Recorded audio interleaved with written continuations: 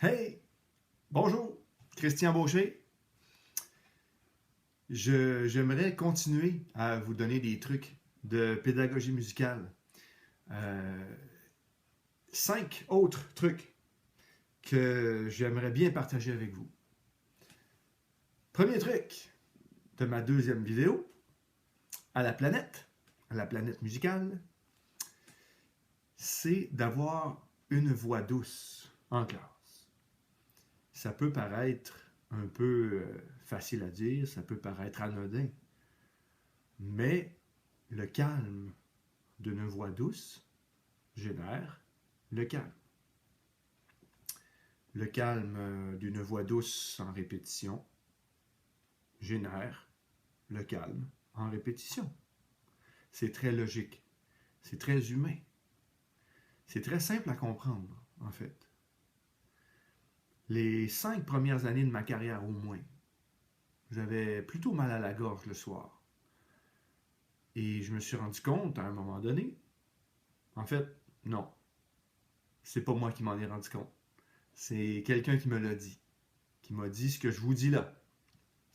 C'est quelqu'un qui m'a dit que on lutte contre le bruit ambiant. On lutte, on essaie de parler un petit peu plus fort que les petits chuchotements, les petits bruits de chaise ou même le placotage qu'il y a dans la classe. Personnellement, je ne parle plus fort dans mes répétitions et j'ai un petit drapeau qui lève dans ma tête lorsque je me mets à parler fort, à monter le ton un petit peu euh, pour, pour dominer les décibels ambiants, les petits bruits de chaises, de placotage. Deuxième truc de ma deuxième vidéo, eh bien, c'est d'être positif. D'être positif lorsqu'on est un chef d'orchestre, un chef d'harmonie, eh bien, ça peut paraître facile à dire, mais en fait, de dire est-ce que les trompettes, ça serait possible de jouer un peu plus doux ici? Là, les élèves vont dire oui, mais non, ils vont répondre si on leur pose la question. De dire les trompettes, c'était trop fort. C'est quelque chose de négatif.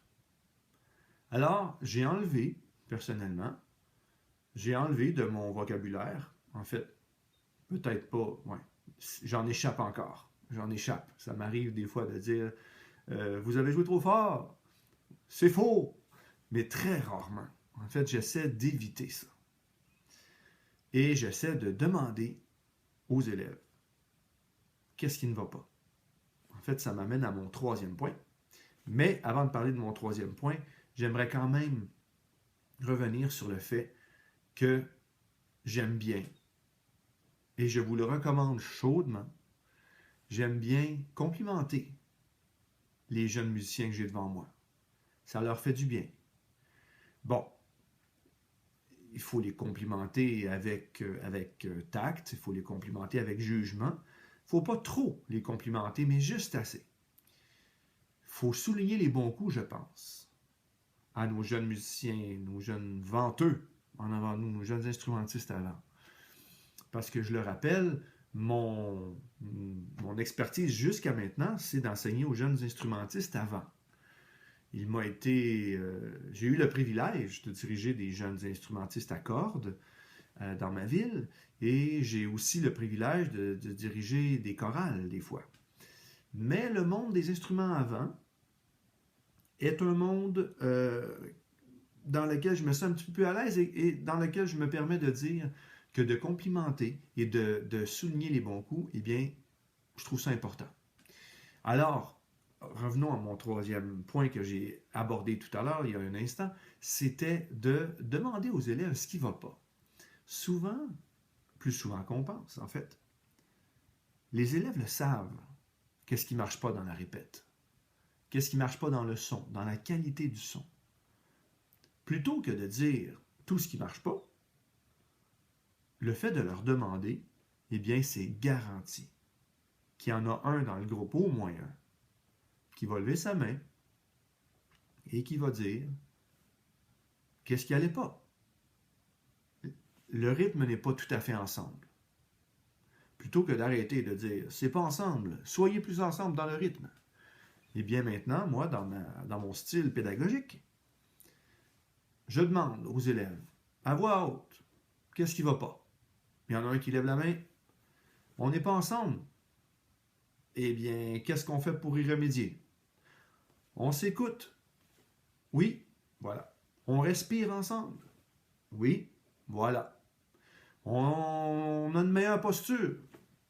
Il y en a qui me disent ça des fois. C'est plutôt rare, mais ça arrive. Alors, demandez-leur, qu'est-ce qui ne va pas? Vous allez voir, ils répondent bien à cette question.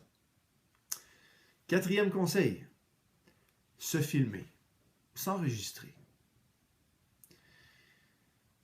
C'est souvent plus beau dans notre tête que ce qui se passe vraiment à l'instrument, chez les élèves. Évidemment, ne pas chanter, ça va de soi, ne pas chanter en dirigeant, parce que quand on chante, on n'écoute pas. On s'écoute chanter plutôt qu'on écoute les élèves. Et de penser que de chanter à l'élève sa partie, ça va l'aider, moi, je ne crois plus à ça. L'élève est déjà assez dans le jus avec le doigté, le rythme, l'articulation, la respiration, de se faire chanter là-bas, de se faire chanter très fort. Moi, je ne fais plus ça. Et je n'y crois plus. Je préfère faire dire à l'élève le rythme. Mais ça, c'est une autre chose, j'y reviendrai plus tard. Donc, se filmer, eh bien, on a des surprises. Personnellement, je n'aime pas me filmer lorsque je dirige. Je n'aime pas me regarder. Je me trouve ci, je me trouve ça. Je n'aime pas ça. C'est normal, en fait. Peut-être que vous aimez ça, vous regardez et dirigez, mais en tout cas pas moi. C'est difficile pour moi de le faire. Mais je le fais des fois. Des fois. Quelques fois par année, je fais l'effort, je mets mon laptop, je me filme. Et je regarde après. Ouais, c'est pas toujours agréable, mais mon Dieu, c'est révélateur. Et enregistrer l'harmonie, c'est un peu le même principe. Hein?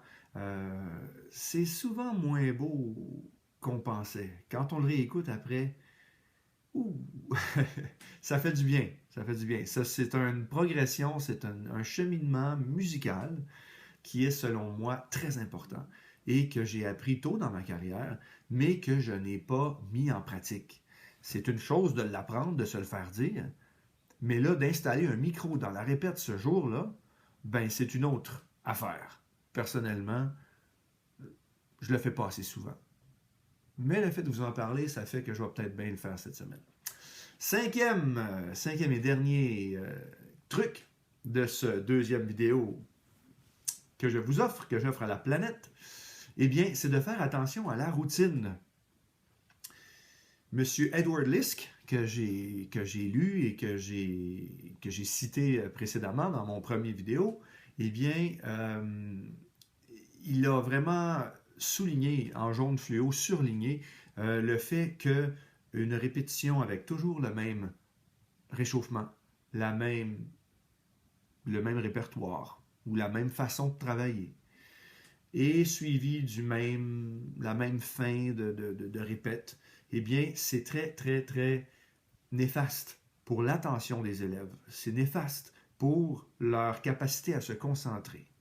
Personnellement, ma répétition d'harmonie, elle est après l'école. Elle est à 4 heures et à 4h15, et les élèves ils ont leur journée dans le corps. Ils sont un peu fatigués. Il n'y a pas tout le monde qui passe de s'amener une collation. Alors, je leur rappelle souvent de s'amener une collation avant l'harmonie, c'est important pour qu'ils soient bien avec moi, pour bien peaufiner, pour bien travailler notre répétition. Mais d'avoir une routine trop établie, eh bien, c'est pas bon. C'est pas bon pour les élèves, c'est pas bon pour l'attention. Alors, ayez de l'imagination dans les réchauffements. Ne serait-ce que de rajouter un beat de batterie de rock sur la gamme. C'est un petit truc un peu simple, un peu facile, mais qui met de l'enthousiasme dans la place, dans la répète. Autre chose, des gammes en canon. C'est quelque chose qui est très, très beau, qui est très le fun à faire pour les jeunes. C'est moins monocorde, c'est moins monotone. Il y a toutes sortes de petits trucs qui existent. James Curnow a écrit des magnifiques tone studies et scale studies, même des scale builders pour les plus débutants, pour les harmonies plus débutantes. Et ça, ce sont des petits exercices de gamme et des petites pièces dans chaque ton qui sont vraiment intéressantes pour bâtir, pour bâtir le son de l'ensemble. Et que ça ne s'applique pas seulement aux harmonies avancées. Attention, je ne parle pas, moi, tout ce que je vous dis dans cette vidéo et dans la vidéo précédente. C'est vraiment pas des choses que j'ai pensées pour les secondaires 3, 4 et 5 et les concentrations de musique. Ce sont des choses que vous pouvez appliquer demain, chez vous, à l'école, pour vous améliorer. Soyez curieux, soyez enthousiaste, générez de l'enthousiasme, soyez raffinés et aimez les élèves pour en faire des meilleurs citoyens. Merci, à bientôt.